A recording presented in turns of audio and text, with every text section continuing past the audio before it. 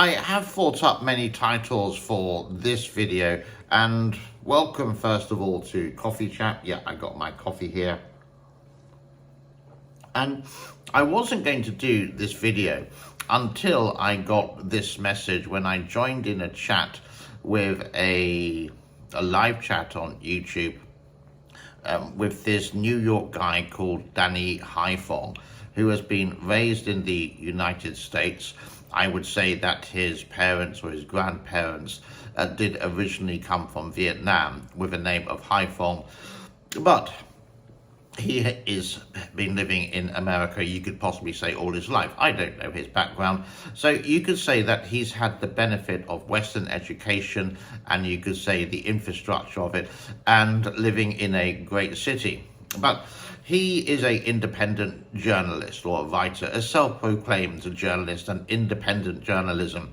And I basically got an error saying, don't talk about that, and say I was blocked. But I will get to that later. I just wanted to show you some of the channels which I do watch because I want to get both sides of the argument. Very rarely would I agree and I would disagree, but along with other YouTubers, so I can put my video together, and also lots of feeds from Twitter. Now, I'm not a big Twitter fan or an X fan, but here's the whole thing with it, is that people who post on Twitter are not usually, well, not always, but people like you and I, just normal guys on the street, whatever.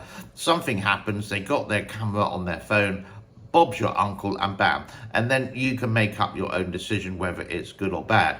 But nowadays it seems like media, all kinds of media, the Western media and the independent media like that, are at loggerheads with each other. And I just wanted to show you some of the guys who've been raised, you could say, with a great background, but just don't like, or it feels like they don't like their country. Now, I'm from England. I came to Asia way back in the end, I think it was like November 1993. Why did I come to Asia? Well, basically money. It was really good in the 1990s. And you could say it's far more exciting. Being a young guy at the time, it was just like, wow, I loved every minute of it. And being a DJ at that time, fantastic. I stayed. I did actually try in 1999, to go back to England to see if it's feasible. And I stayed there for 2 months. I took a job as a driver, like a van delivery driver, and it just wasn't me. I don't dislike England, but the things I dislike would be, that's like a double negative, it would be the weather, how expensive it is, the tax of 33%, and basically how the government does nothing for you. But there is free healthcare. Now, it's not the best in the world, but there is the free healthcare for you. There is, if you are unemployed, the government will give you some benefit to get you back on your feet. You can get free housing, etc., etc. All this is paid for, obviously, via tax. And this is what these people have, or had, but they criticize their government and would say that the authoritarian governments, or the Iranian government, or the Yemen government, or even Hamas, or some other former terrorist organizations are far better, and even would actually say it's good to attack the merchant navy around the Red Sea because of what Palestine did to Israel. Please note, I'm not talking about the past, I'm talking about now, from October till now, when Palestine, Hamas did invade Israel. They started it. I repeat, they started it.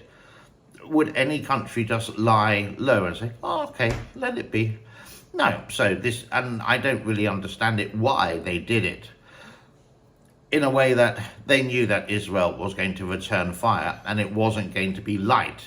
it was going to be heavy, maybe to get their faces onto the newspaper, etc., etc. So we'll get to the guy that I was talking about in a minute, but let me go to a gentleman called Brian Beletic. Now, you may not know him, but he is a former Marine. He was stationed in Okinawa in Japan, and he did his service for however many years. Now he's based in Thailand. I don't know why he's based in Thailand. Maybe he got a Thai wife, for example, whatever the case may be. He is there, and he would sort of like scrutinize the everything bad about the West, and would manipulate people's thought into proxy wars. Now, why do people actually make YouTube videos? Money. But he doesn't monetize his videos, so he's saying he's a good guy.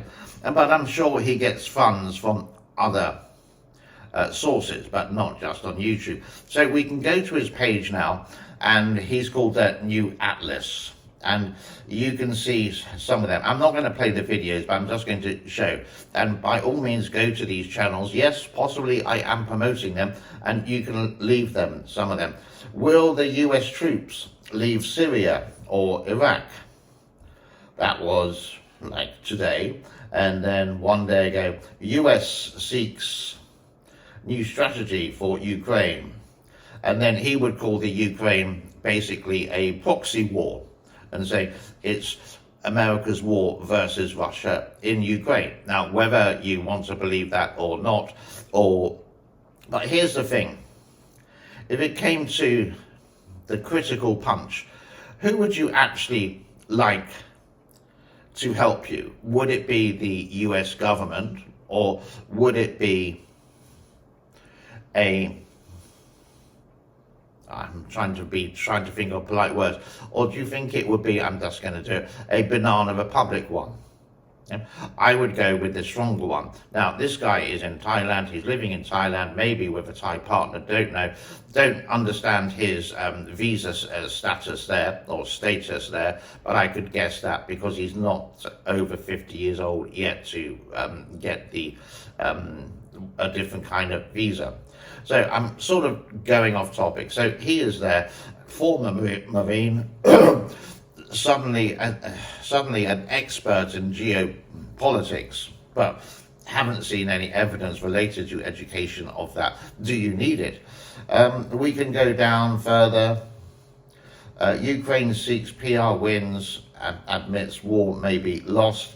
Death of Gonzalo Lira. This is the guy who did the little red pill thing, and he just went into Ukraine, and so he would support that guy, etc. He would support do anything related to not good about Russia, but not good about Ukraine. So not really a journalist in that way, because I do believe a journalist has to have two sides to the story, and it should be objective. He is very subjective. He would also show a line of what's happening in the Ukraine, for example, and a lot of people would say it's a stalemate. He would say no to this, it's not a stalemate. And then he is a very clever person. I have talked about him before. Very clever person, and is very good to manipulate words to make you convince you. But if you're a very simple person like I am, and you're just going to see the black and white, and you look for all the evidence, like YouTube is like a hobby to me. We're looking at the evidence for what has happened, and we want both sides of the story. There's another guy called, let me bring it up here. Hold on a minute. This guy here, I call Denis Davidov. He's a Ukrainian civilian pilot for airplanes like Boeing 747, 37, 27, 57, 87, etc. And he has left the Ukraine, but he does do these videos. Yes, he is obviously the Ukrainian. He's a supporter of Ukraine, but he actually gives true, both sides of the stories update, which is much better than what Brian is doing. I think it's time for a break. And welcome back. The other one that in the chat basically said, blocked me out because he was talking to, you can see the picture here, Scott Ritter, who was a former NATO or former US person who was looking for weapons of mass destruction in Iraq all those years ago. And basically this guy is also what I would say is a pedophile. Now, you have to work that out yourself. Put the words close together, then you got it. So I just put in the chat, oh no, pedophile is back.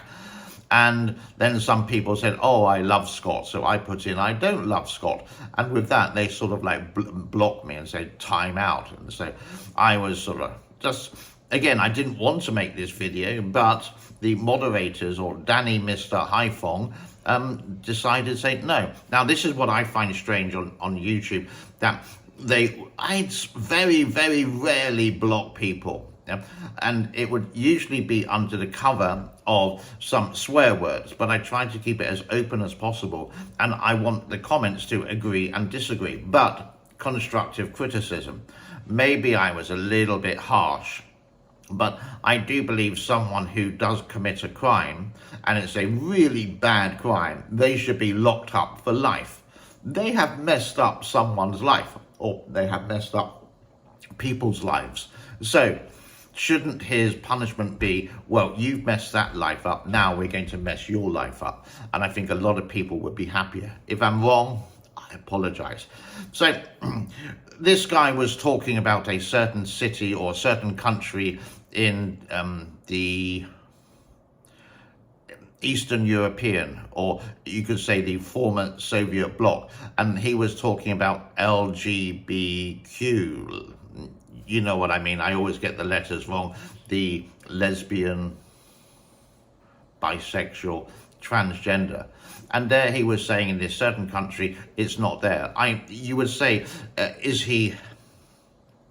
Yeah, it sounded, if you read between the lines, and if I'm wrong, again, I apologize, but this is YouTube and you're allowed to say this sort of, as long as you do it with constructive criticism.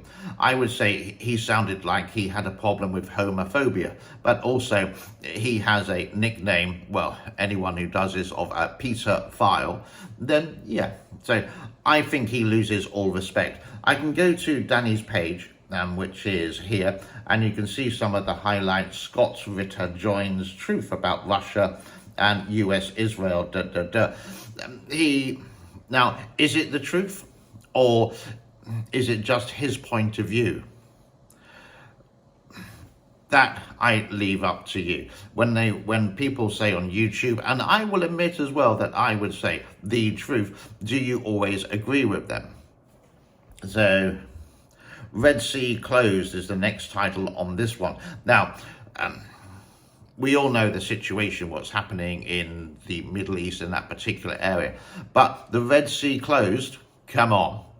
And some people are the Yemenis, or not the Yemenis, but one faction of the Yemenis military basically is targeting the merchant sea vessels related to the situation in Israel and Palestine.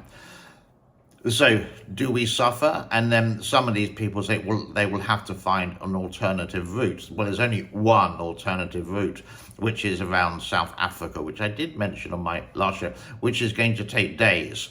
And if you do go through the Red Sea, if you go as a merchant seaman, which I have done years and years ago, you know how to use the fire hoses, which are very powerful water hoses, which the Chinese Navy would attack the Philippine Coast Guard with. And that's the sort of defense these merchant Navy vessels would have. Don't you think that's sort of like cowardly in that way? I sort of like, but they support it. Yeah. But they are going to be victims of this as well, because their food prices will go up. Their commodities will go up as the rest of the world. And should it be done? No. It should just remain there. And you could say these smaller banana republic governments, I don't really want to use that word, but I can't think of anything else at the moment. These sort of governments, they support them. And they would say, again, everything that the government in America does is bad.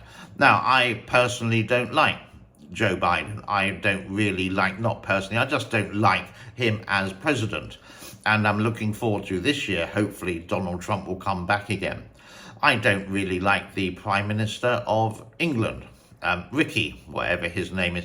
I don't think he sounds like a good guy. Well, yeah, a good guy, whatever like that. But I did like people like Donald Trump. I did like people like Boris Johnson because they took affirmative action. Now, all the politicians actually disagreed with him, saying, oh, but Trump said, I'm going to drain the swamp because Washington, well, it still is a swamp, but it was a lot better when Donald Trump was there because he wouldn't take any rubbish from it. He doesn't need the money. He's not corrupted. He's just got lots of money. And I truly believed he wanted to make America great again. But these people that I'm talking to about Danny, who gave me the block on his live chat, bad Danny. And what I will do possibly with these videos is that I am going to post them on their, post them the YouTube address of these channels. And if they want to come back to me, it's fine. Would I want to interview them or them to interview me? No, because they're really, really intelligent and they will make me look like a bad person entirely. So if anyone is good at interviewing, I would love you to go there. Like Piers Morgan, he should interview Brian. Piers Morgan, he should interview Danny Haifong. Because he doesn't take any slack and he's a really good interviewer. Like him or hate him, agree with him or disagree with him, I think that would be a great debate. The people who support Hamas, the people who support Palestine, and some commentators like these people I'm showing you now on an international show, and see if they could get through the interrogation, I wouldn't say interview, interrogation of Piers Morgan in a, hopefully in a very polite way, with respect of each other. Now, we are all individual. You may like Ford, I like Toyota, you may like BYD, the other person like Tesla. We all have that, and that's the right of freedom, so to speak. We can actually speak our own minds. In these countries, well, it's difficult to do so. You can be arrested in China for denouncing Xi Jinping, but in England I can say that. In other countries it's the same. So if you are a guest, like I'm a guest in Cambodia, there are certain things you can and cannot say, but it's just the constitution, and this is how you just have to go with it. But I just get sick and tired of these people who seem to get a lot of views. Now, maybe I'm jealous, possibly, on YouTube. And then I sort of realize, compared to the rest of the world, it's tiny what they have. Do I agree with Hamas? No. Hezbollah, or whatever the name? No. Iran? No. The Houthis, I think it is, in Yemen? No, not at all. Not one single thing. And it's their get back at the West. I think it's time for another break. So again, I really didn't want to make this video, and maybe I was thinking about it more. Shouldn't have really put these comments in Danny Haifong's live stream against Scott Ritter. But it feels for me that he's committed a crime and he's gotten away with it. And now he just open on YouTube and these social media sources like Twitter. Maybe I'm wrong, maybe I'm right. Let me know. If I'm wrong, it's okay. But one thing I won't do is take any of the comments down. I will always leave them. I will always leave them there. And as long as it doesn't have any bad words or swear words, you know the ones I mean, there. Now, I'm a person at home who does sometimes use the occasional bad word, and I think most people would. But on, you could say, social media. There's no need to. I don't get offended when I watch a movie when Bruce Willis would say, well, you know what, now, with that, that's okay. But some people would like just do it there and think it's actually okay. Maybe I'm sort of like from the era of the old BBC, so to speak, where it wouldn't happen until after 9 o'clock in the evening. But the comments stay there. But these people would delete the comment with it. And when people do that, you sort of wonder who they are, really. Some people who do leave comments is, let me just find him here.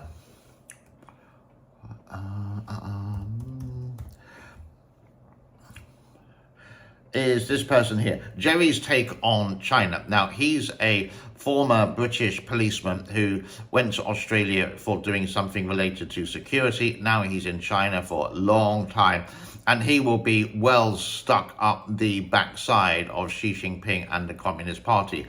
I have actually done some comments, and he did reply with this. But basically, he said, "You're stupid. Yeah? Don't reply here again. I won't respond to you." And you went, wow. And here he is, his persona of, you could say, your great uncle, saying, and being very soft and very thing, and thinking that the CCP is fantastic while the Australian government is a piece of SHT. You get my meaning there. So when you did, I just got a really bad comment. And he would respond in a polite way when you agree with him. Here I am on my YouTube channel right here, right now. It's not a live stream, obviously, it's a recorded one. Here saying, please do leave comments. And if you agree, that's okay. But if you disagree, then that's okay as well. If you think I'm a muppet, I think muppet's an okay word. I don't want to call people stupid, idiot, buffoon, whatever. Muppet's quite polite, yeah. And when I think of this, I think of the two old guys sitting in the balcony going, boo, boo, that was terrible. Only it wasn't that bad. Yeah, I quite liked a lot of it. More, more, more. These guys. With that. But they would only put in their good views, and they would put there. They should be open-minded. They should be more open-minded. Now, I know in China you can't, related to something, you can't. These guys, like Jerry's take on China, Jerry Gray, I think his name is, they can't say, I really don't like the CCP. And they would make sure everyone says CPC. So when you go and Google CPC, you're not going to get the CCP. It's sort of like being manipulative in that way. So I think I'm rambling now, so let's leave it for today. Again, it's not a video I wanted to make, but maybe I'm just getting it off my shoulders and feel a lot better over it. I will wish you a happy day wherever you are. God bless to all, and let's see you very soon. Many thanks to all the new subscribers. If you want to share this, please do on your social media. Give it a thumbs up, give it a thumbs down. And if you feel generous enough to give my cat 1 pouch of kitty cat food from Whiskers, then hey, please do so. I think that's enough. Bye for now. Cheers.